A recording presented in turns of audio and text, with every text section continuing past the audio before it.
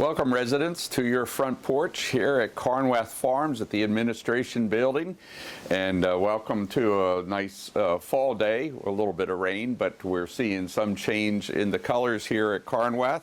And please come out over the next couple of weeks, weekends, as the Hudson River turns into different beautiful hues of color.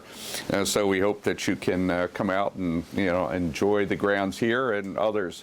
I noticed that elsewhere in the town, such as along Old Hopewell Road, we're already seeing a good combination of orange, red, yellow, colors. Today I'll talk a little bit, as I do every year around this time, about our budget. But first I want to thank all of our town staff, the volunteers, our videographers, Mike and Jesse, for making Carnival 2022, our Community Day, 4-day weekend event, a great success for all, great times for all, and we look forward to doing it again next year. Of course, every program, especially pulling together the number of events, participants that we have, always has its challenges, and this year we certainly did, but hopefully most of that was not visible, other than perhaps some work with our volunteers around the grounds to keep them clean. I am doing, as is common business practice in the corporate world, lessons learned so as to improve upon the event for next year. If any of you have any suggestions, ideas, things you'd like to see perhaps added to the program, please send me a note to my email address, stop by at Town Hall, or contact any of your councilmen and women at the different wards to the extent that you'd like to add some things, talk about it. We're happy to consider whatever it is, including volunteering, for this event and for our forthcoming events, in the future. This fall, we do have again, an active program, coming up. That includes our trunk or treat, a Halloween holiday favorite, for our kids in the town, young and old alike, and we look forward to seeing you out at Schlothouse Park. That's going to be on Saturday, October the 29th. We're going to have our Veterans event, as we do Veterans Memorial out at Town Hall on November the 11th, Veterans Day. Also, there's a great program in the village earlier in the morning that Judge Ray Chase puts on, along with the mayor and others in the village. So we hope to see you out at that. We are going to have two crafts fairs, this year, and one is on, I believe it is the 12th of November, and that's going to be out at Town Hall, and we'll have another one just before Christmas time. Also, we'll have our Christmas tree lighting and Santa Claus visit in December. Stay tuned for dates, times, and activities associated with those different events throughout the remainder of this year. So we look forward to seeing you all, and to really if you want to volunteer for any of the events, then please do. For those of you that watch our town board meetings, and I know many of you do, and we look forward to seeing even more participation in our town activities. But actually on October the 3rd, I presented to the town board at a very short meeting, really just for that purpose, my tentative budget for 2023. Every year at this time of the year, in October and early November, the town board deliberates on the budget that is going to operate, under which the town will operate during the coming year.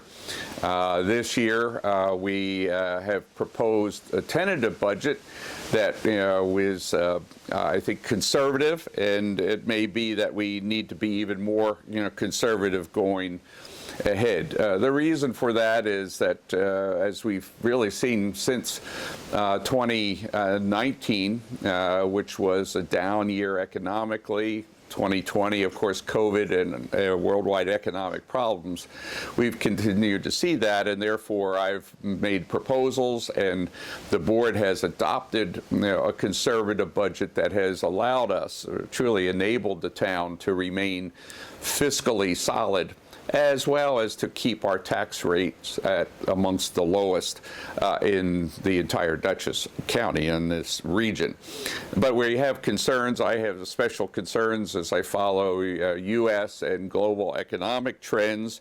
One, that the inflation rate continues to remain high, and fearfully, that it may grow, higher during the months ahead, particularly as we enter into the winter home heating season, when the fuel oil prices are anticipated to be very much higher than in the past. And this is a burden to all of us, and we have to be very conscious of those inflationary pressures, and then the flip side of it, potential recessionary pressures. The global supply chain, you hear a lot about it. I know it's fairly confusing.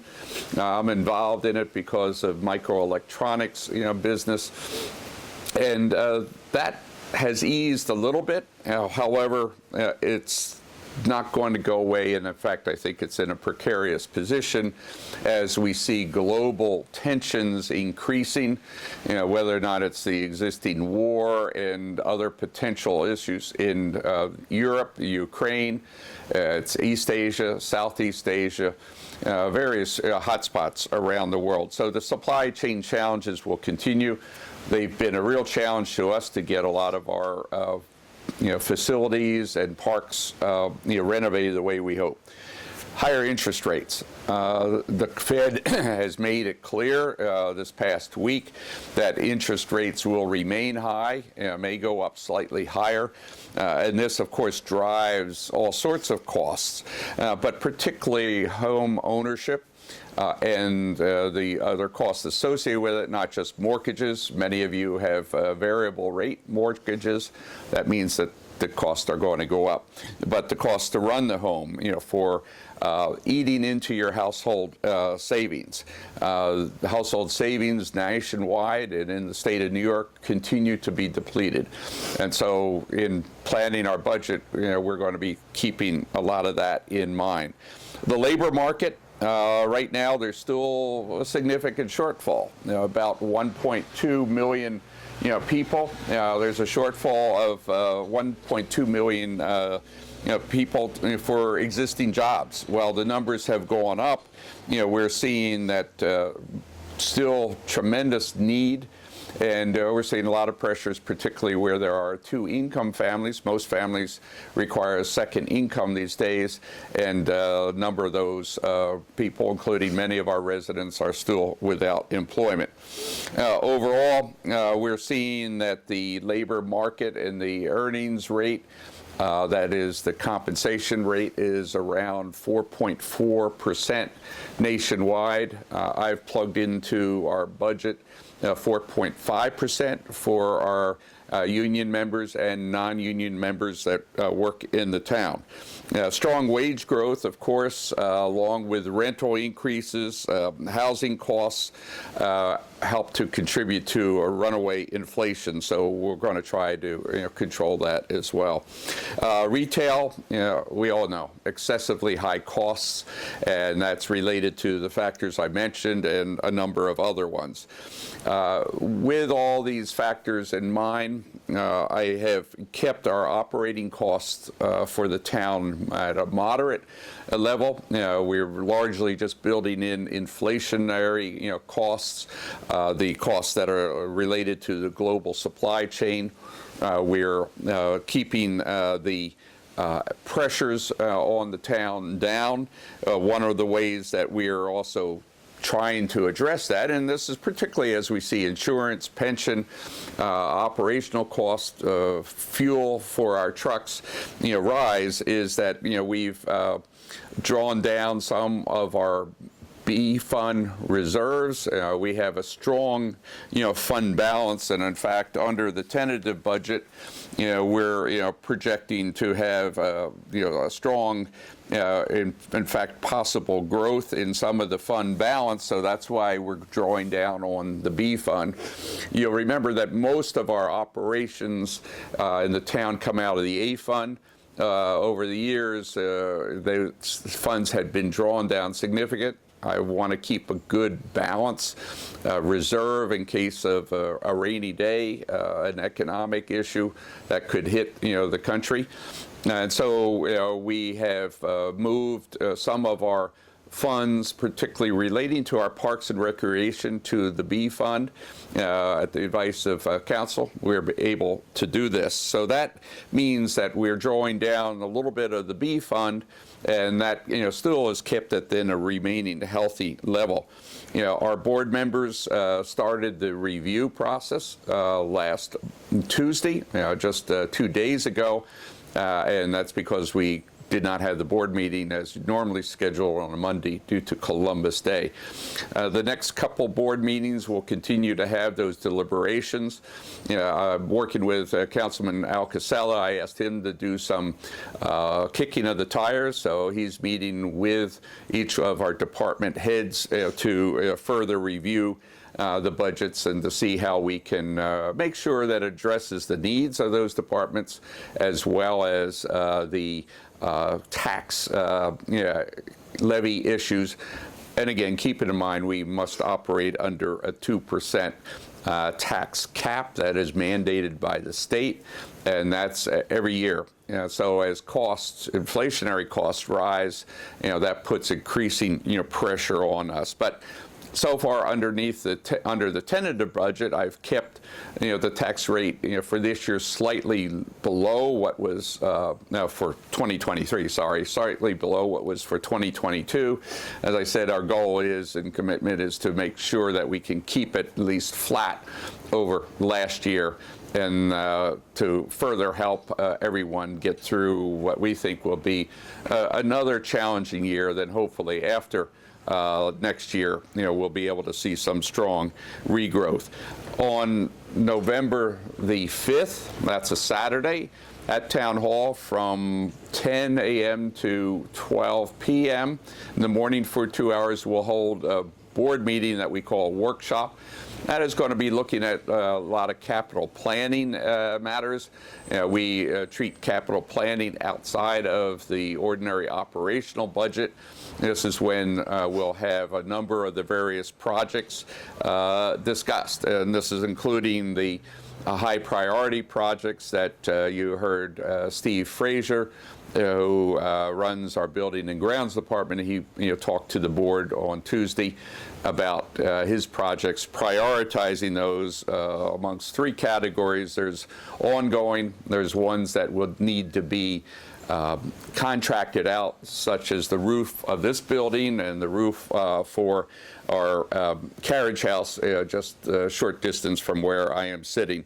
And then basic operating issues that we need to have. So he's ranked by top 5 in each category, and our board members had some discussion on that. We'll have further discussion upcoming meetings as it relates to the budget. So if you should have any questions, please feel free to reach out to me, any of your councilmen and women.